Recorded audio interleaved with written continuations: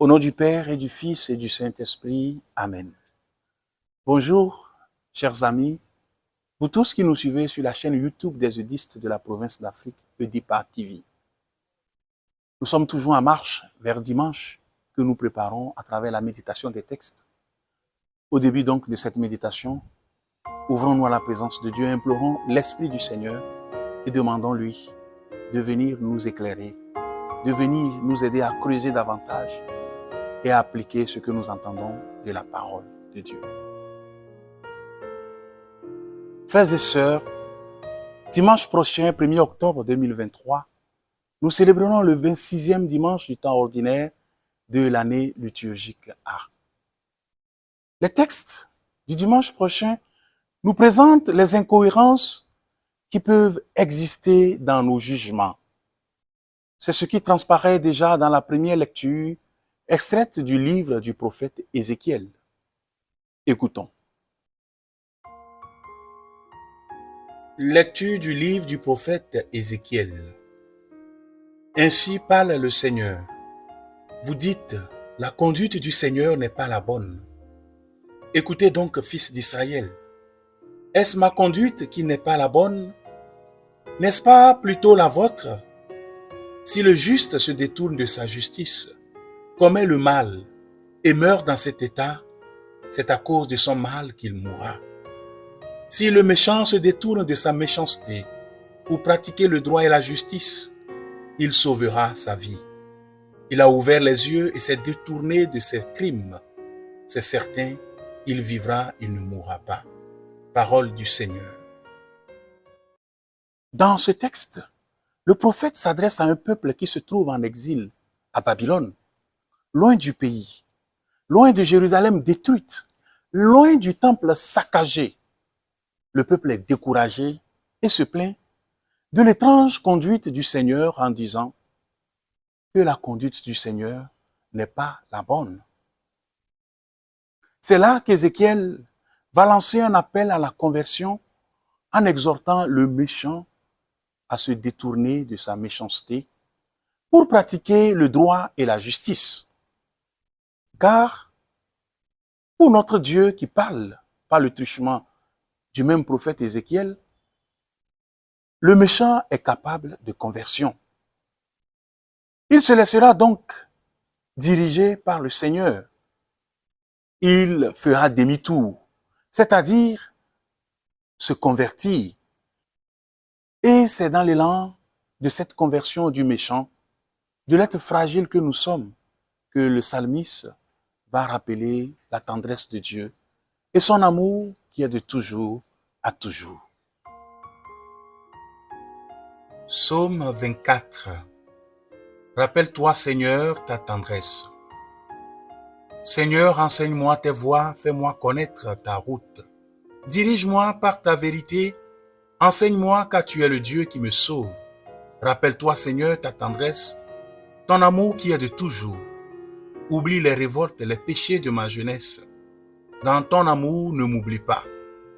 Il est droit, il est bon, le Seigneur, lui qui montre aux pécheurs le chemin. Sa justice dirige les humbles, il enseigne aux humbles son chemin. Cet amour dont nous parle le psalmiste dans le psaume que nous venons d'écouter est le même que Paul a expérimenté et nous présente dans la deuxième lecture de ce dimanche. Lecture de la lettre de Saint Paul apôtre aux Philippiens. Frères, s'il est vrai que dans le Christ on se réconforte les uns les autres, si l'on s'encourage avec amour, si l'on est en communion dans l'esprit, si l'on a de la tendresse et de la compassion, alors pour que ma joie soit complète, ayez les mêmes dispositions, le même amour, les mêmes sentiments. Recherchez l'unité. Ne soyez jamais intrigants ni vaniteux, mais ayez assez d'humilité pour estimer les autres supérieurs à vous-même. Que chacun de vous ne soit pas préoccupé de ses propres intérêts. Pensez aussi à ceux des autres. Ayez en vous les dispositions qui sont dans le Christ Jésus. Ayant la condition de Dieu, il ne retint pas jalousement le rang qu'il égalait à Dieu. Mais il s'est anéanti, prenant la condition de serviteur. Devenu semblable aux hommes, reconnu homme à son aspect, il s'est abaissé, devenant obéissant jusqu'à la mort et la mort de la croix. C'est pourquoi Dieu l'a exalté, il a doté du nom qui est au-dessus de tout nom, afin qu'au nom de Jésus, tout genou fléchisse au ciel, sur terre et aux enfers, et que toute langue proclame Jésus-Christ est Seigneur, à la gloire de Dieu le Père. Parole du Seigneur.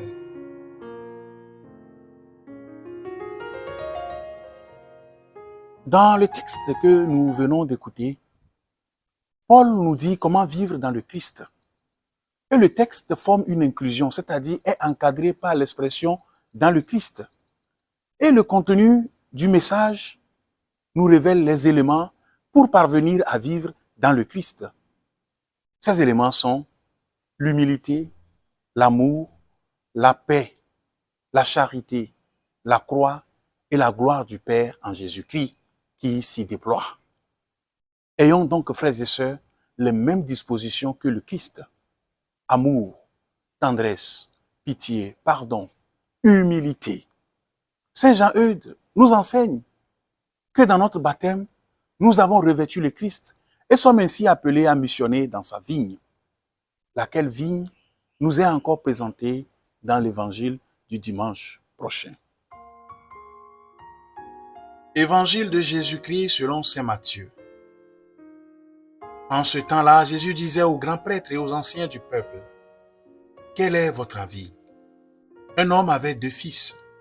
Il vint trouver le premier et lui dit, « Mon enfant, va travailler aujourd'hui à la vigne. » Celui-ci répondit, « Je ne veux pas. » Mais ensuite, s'étant repenti, il y alla.